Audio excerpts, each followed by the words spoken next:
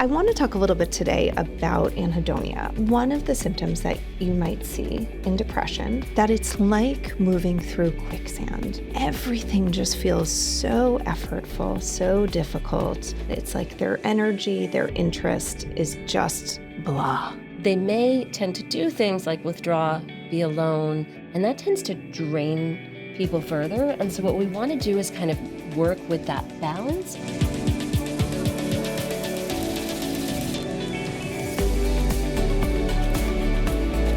Welcome back to the Parenting Pair podcast. I'm Dr. Suzanne Allen. And I'm Dr. Annalise Karen.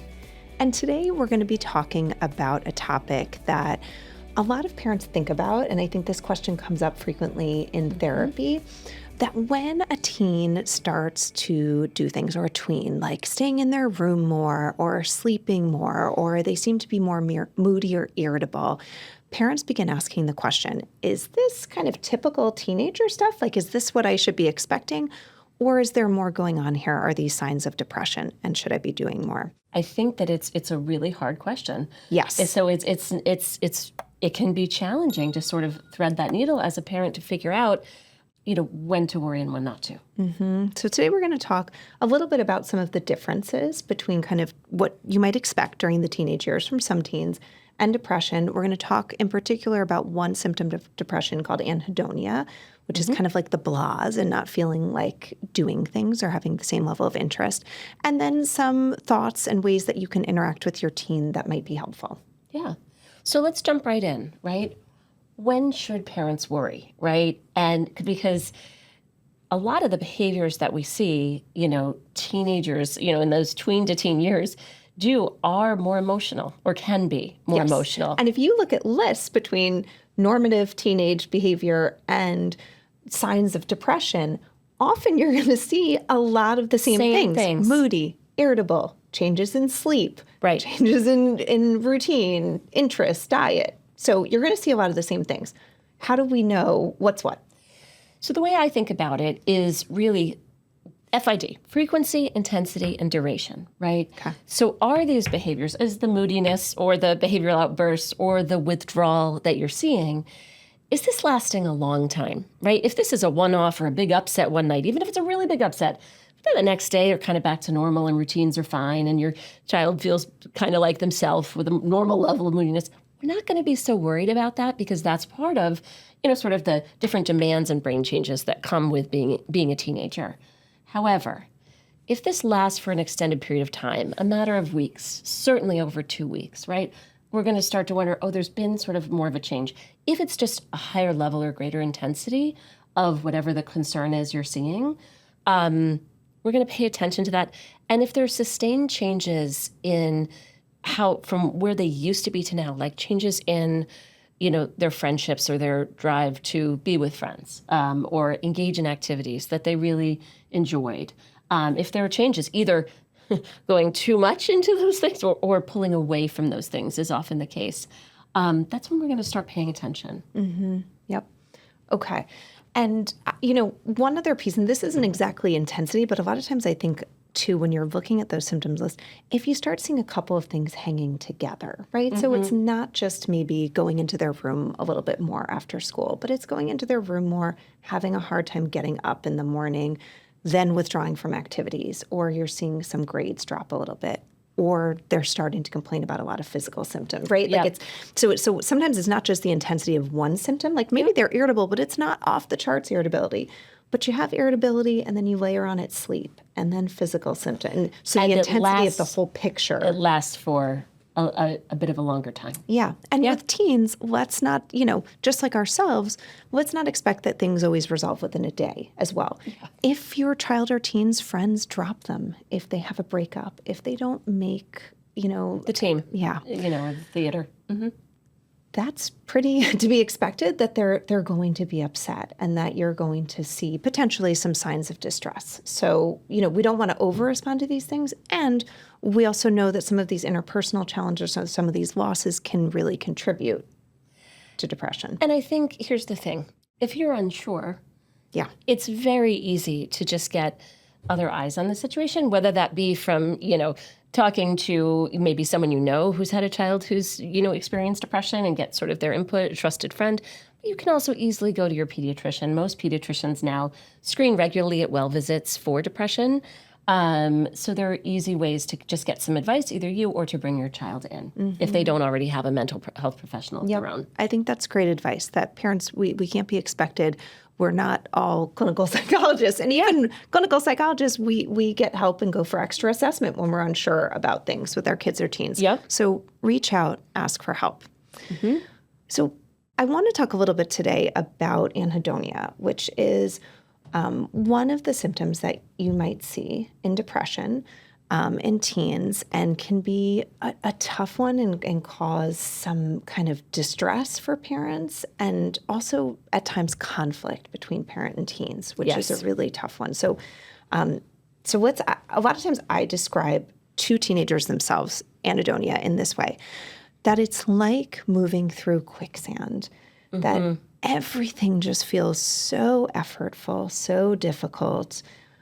And so it makes it harder to do it. They feel less interested. They don't feel as much reinforcement from it. It's like their energy, their interest is just blah. Yep. And I think that was the word that was in my mind, actually, blah, because their energy isn't there. And it feels genuinely so difficult. Yes. To do the thing. And I think that's an important thing for parents to keep in mind when they're interacting with their child about this or trying to understand it, is that if you feel anhedonia, even though you can't see a change, like when you break your leg, you get the cast on and you see, oh, that's why they're so slow or withdrawn or not playing soccer anymore.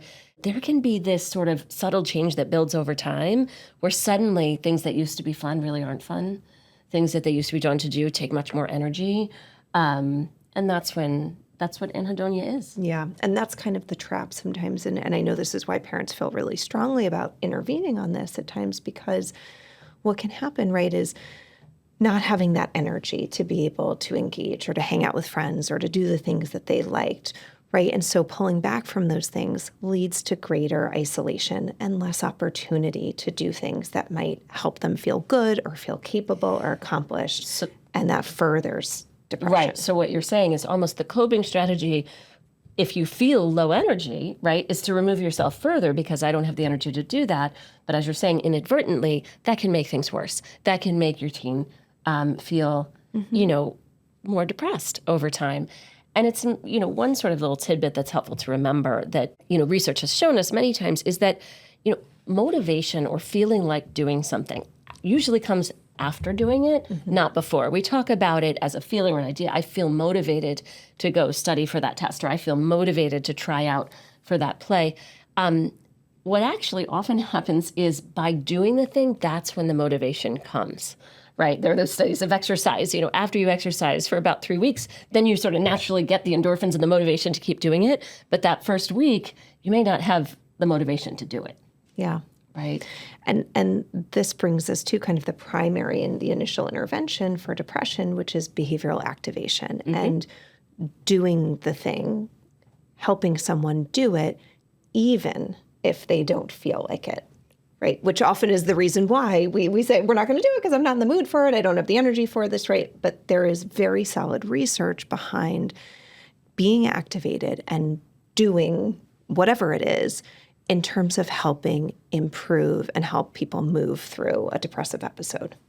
And I think so if what we do or what we don't do affects how we feel, the question becomes, how do we help our teenager, make strides for themselves, or our teenager make strides for themselves, or move towards doing something that may feel really hard to do and have really low energy to do. And I think this is the challenge that parents face, because it's very confusing to suddenly see your teenager not be interested in doing something that they were doing a few weeks ago with ease. And so I think there can be a dynamic that's brought from that of, well, just do it, and then there's this, kind of friction. And so I think step one is just understanding that this is really, really difficult.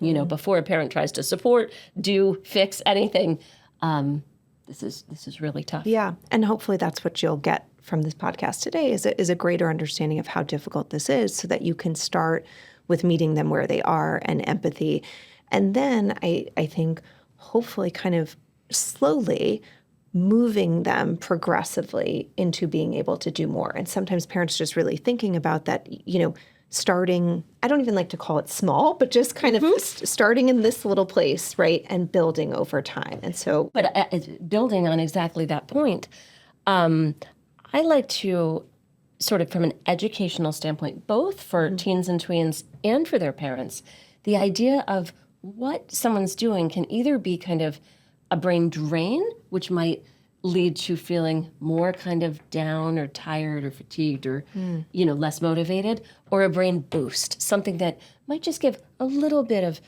dopamine, a little bit of feeling a little bit better, right? And that if we can work on that balance, because when people experience anhedonia, they may tend to do things like withdraw, be alone, socialize less, maybe, passively scrolling for too long, on social media or video games or whatever it might be. And that tends to drain people further. And so what we want to do is kind of work with that balance or help our teenager, educate our teenager to help them see how they can work with the balance to kind of do more brain boosting activities, which might be a short walk outside, texting a friend that maybe they haven't texted in a while, that sort of thing, to try to make it from so many brain drains, that are weighing you down, to adding in those brain boosts to kind of lift the mood. I love that idea too. And I think, I giving this information to parents, but I think this is something that parents can frame and talk to their teens about, right? Because we're wanting to empower them, particularly in this time when they want more independence and they're, figuring themselves out, to be thoughtful themselves about what things for them, not just what we think, Yes. but for them, they think give them that little bit of a boost, or might be something that's a drain. Because I know as a parent, when I go in and I'm like, when you've been on YouTube too long, you're in a bad mood, and this, that, and the other, that shuts. No, I just said this last night. I totally. Yeah, I this is a direct quote from last night's dinner with one of my kids. When we do that, that automatically, no, it doesn't, you're wrong, right? Versus like, what, just pay attention. Like, I'm kind of noticing for myself that, and this is an honest acknowledgement. If I get online and I go on Pinterest, I would say scrolling through Pinterest for me is a brain boost, because I love the visual stuff. There's a lot of creative things on there. Like it makes me feel energized and gives me ideas. So scrolling that is a boost for me. But it's interesting because I can imagine if you're a parent of, a teenager who maybe seems a little bit more withdrawn lately, and they're on their phone, you could be reactive, like, oh, you're doing this passive activity that's probably making you feel worse.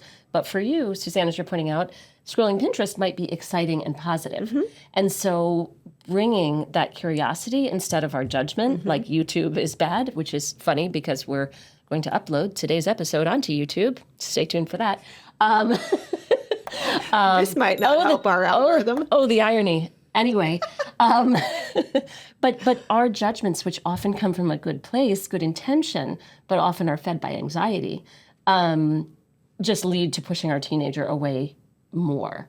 And so I love the advice to start with curiosity, find out what they may feel is a boost for them, if they can acknowledge it, if they're willing to talk about that, but not jump to conclusions or demonize whatever they are doing, because that will just honestly make someone feel a little more pushed away, and talking about that sort of feeling pushed away or feeling more distant from your parent or your loved one, who may be experiencing some depression symptoms. I always think sort of the next step beyond curiosity and understanding better is really trying to let your teen know that the goal here is not to be intrusive, but to let your teen know that you're both on the same team against depression or against the anhedonia, that it's not that you're criticizing them as a human or they need to be doing more, aren't enough. It's more like, I see that, you're really struggling with this kind of the blahs,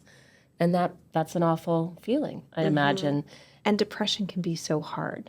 Depression can be brutal sometimes, isn't it? Right? Aligning with them that like depression is doing this to you. And I see you, and I'm with you on this same team against it, and how hard it can be. And when I feel that someone's on my team like that, I'm much more likely to open up, or maybe be open to what their suggestion or idea might be, versus if I think they're demonizing or judging whatever it is I'm doing. Yeah. Well, and I think, whether it's, recommendations from books online, from listening to us talk, right? I think a lot of parents, right, even if your child is in or teen is in therapy, the therapist is seeing them for 45 minutes to an hour each week, and they're offering suggestions for behavioral activation. And parents wind up in the role of being the ones to encourage, support, motivate, try to get them to do it. And so, that feels like a lot of pressure, by the way. it is. It feels like a lot of pressure to parents. And I can understand when you feel that pressure and that burden, and maybe the depression is more in control. So your tween or teen isn't signing up to walk around the block or take a run again or whatever it is that might help them feel better or get out in the sunlight early in the morning. When they're not just naturally agreeing to that, it can be very anxiety provoking to the parent, because it's like, I'm trying to do what the therapist is saying, but I can't make them do it. Yeah. It can feel like a lot of pressure that can bring up our intensity of, you've got to do this now. This is your therapy homework. If you don't, the depression is going to get worse. And so we want to put out there that, treatment for depression and kind of moving through depression is not a quick process, and very often takes many months too.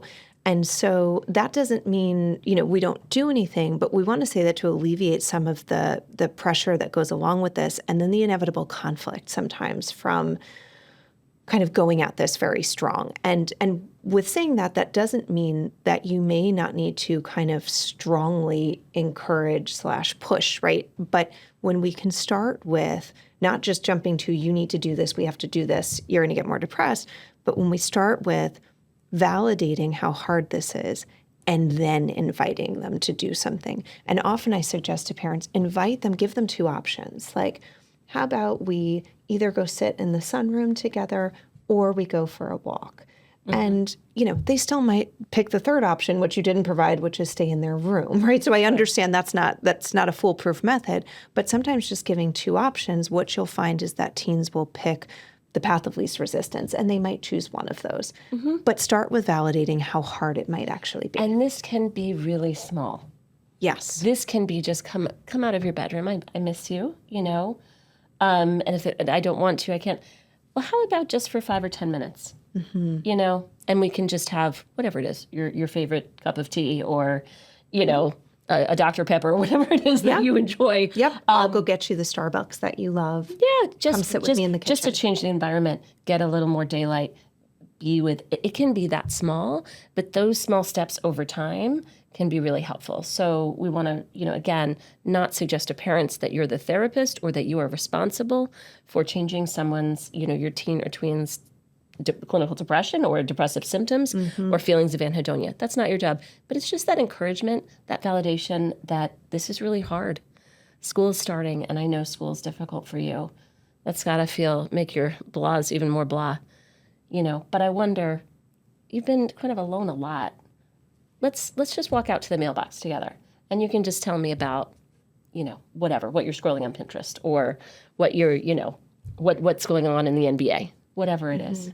And I think all of these suggestions that we've made, right, being curious, helping our teens be curious, framing this as we're a team together. Against depression. Validating, connecting with them over how hard this is before inviting them. Making small steps, right? Knowing that this is a long process. And, but just small steps. We don't have to change everything overnight. All of those suggestions, I think, are really doing what we hope parents are hearing here, which is really balancing, yes, behavioral activation is important, and as a parent, you likely have a role in supporting this, and the relationship is incredibly important. And so we don't want to put parents in this therapist or, drill sergeant, or kind of role where we forsake your relationship with your teen. Because ultimately, in the end, one of the greatest motivators that gets us and supports us to be able to make changes and do things is the love and support within a relationship. So we want to hold both. And that's not easy for parents, but just keep in mind, both of those are equally important. And extraordinarily important. Yeah. I would add one nuance here. If you're doing some of the things that we're talking about with your teen, and it really just feels like that's not changing. Of course, you can see a mental health professional, or it's not moving the needle. It also is okay to sort of push a little bit harder, and just sort of set a boundary, like, we're going to do this. We're going to take a 5-minute walk. Suzanne and I, in the interest of maintaining the relationship, which is one of the most important things for teenage mental health, for all of our mental health, is, being in supportive and close relationships where we feel understood. We tend to approach most things in life in terms of keeping that in mind. But you can be a bit stronger, if the more gentle and curious ways are not working, or not. Say, just a small thing, we're going to take that walk, or providing, as Suzanne said, the option of, do you want to do a 10-minute walk or a 5-minute walk? Mm-hmm. That's what we're going to do. And being a little bit more strong about it. Yeah. And that can be really distressing as a parent. And so I know we want to talk a little bit about parents taking care of themselves during this too, but kind of keeping in mind, and this is another phrase I'll just throw out there, and I think we use this with anxiety, but, I love you. I want to support you. I want to help you and not the depression, which is why I'm standing in this room and I'm opening your window shades right now, right? Or why I'm saying we're going to this doctor right now. So if the forcefulness is necessary, or kind of being a little bit stronger in that messaging, you can still throw in there things that are acknowledging, I love you and this is why I'm doing this for you. This is hard, but I believe you can do it. And I believe I can tolerate how hard this is for you too. And that doesn't mean that on the inside you are not quaking, shaking, and doubting whether you're doing the right thing. But then that's where we want to work on getting you as a parent that support to be able to hold that strong message. And one viewpoint that I think Suzanne and I have on this picture, having been psychologists and worked with so many families over the years, I have had teenagers who were then, say, in their 20s, reflect back to me that they couldn't have done it themselves, that they needed that push, that they knew they were being, quote unquote, mean, difficult, problematic, but they really felt they couldn't help it. And so sometimes having that stronger push, again, in the way that Suzanne described, protecting that relationship and clarifying that that's why I'm going to, push a little bit here and say, we're going to do this, was what was needed. And so even if in the moment it doesn't feel good, sometimes upon reflection, a former teenager might say, that's really what I needed at that time, And I think this cues right to the part of kind of parents caring for themselves, because the most common symptom that we see in adolescent depression is irritability. Mm-hmm. And so parents, you may really be bearing the brunt of a lot of negativity and anger and frustration, particularly if you're trying to push them or support them in being more activated. And so I think for parents, one of the things that you mentioned is a confidant. If you have a friend, a family member, someone that who maybe has struggled with the depression themselves or has a child or teen who struggled with depression, what an incredible resource. If not, but it's still a really empathic, great listener who's supportive and validating and helps you, find that confidant. Mm-hmm. If that's not possible, or in addition to that, trying to identify one small self-care. Listen, if you can get it to be big, go big. But we know parents don't have a lot of time. A 5-minute walk yourself, even if your teen won't go with you. Making sure you keep your favorite coffee pods in the house so that you start your day with something really lovely that's just for you. But, do those things for yourself. And I cannot encourage this strongly enough that supporting your teen in this way, you may absolutely benefit from your own support and therapy, even if your teen's unwilling, or I'm sorry, I shouldn't say unwilling, struggling to get support for themselves. That does not mean that a parent can't get. We just can't underestimate how debilitating it can feel for a parent who desperately wants to help their teenager when it feels as though, even if they are helping, but when it feels as though they're not. And, just know that what you're feeling, the anxiety or the stress or the exhaustion or the fatigue, some parents, I've worked with people, who maybe had depression themselves, and then they worry or feel guilty. Did I do this, to my child? This is a lot. This is exhausting at times. And it's really okay to get your own support, particularly if your child isn't willing or if your teen isn't willing to seek additional support from, say, a mental health professional. Really get that support for yourself, because supporting yourself will help you better be able to support your child. And I think people say, oh, I just need that for my child. It's like, do it for you, and that can actually really change not only how you feel, but the dynamic in your home too. Mm-hmm. So I think that brings us to what now? What now? Yeah. I think there's the what now of when do I worry? And I think holding on to that frequency, intensity, duration. Let's not come away from this podcast thinking that moody or teenagers who are staying in their bed until noon on the weekends, but otherwise are doing okay, that they're depressed. That's not the case. And need to be activated all the time. Yeah, no. Rest is very important. Yeah, to feeling well. Yeah. Without a doubt. Yep. Without a doubt. Yep. And doesn't need to be earned. Rest is just an essential life ingredient for wellness for ourselves and for our teens. Yeah. But I think the second point and all of the things we discussed with regard to really trying to validate how difficult it is to experience anhedonia, how difficult it is to experience the blahs that aren't the blahs that are going to lift the next day, really aligning yourself with your child against that depression or against the experience of anhedonia can go a long way for your relationship. And that's really what ultimately will help in healing. Mm-hmm. Okay. Yeah. Very good. If you enjoyed this episode, we hope that you will share it with another parent or someone that might benefit from it. And we would so appreciate that if you have enjoyed any of our episodes, you might go in and rate and review us. You can write a review or just even click a couple of stars. We would so appreciate that support, and that would boost us up a little to get that message out. I'm going to just add in, we'd like more than a couple of stars, but a couple is, she's as many stars as you can as you give. prefer. Mm-hmm. Yeah. And if you prefer no stars, then that's okay. Just click off right now and you don't have to do anything else for us. Yes.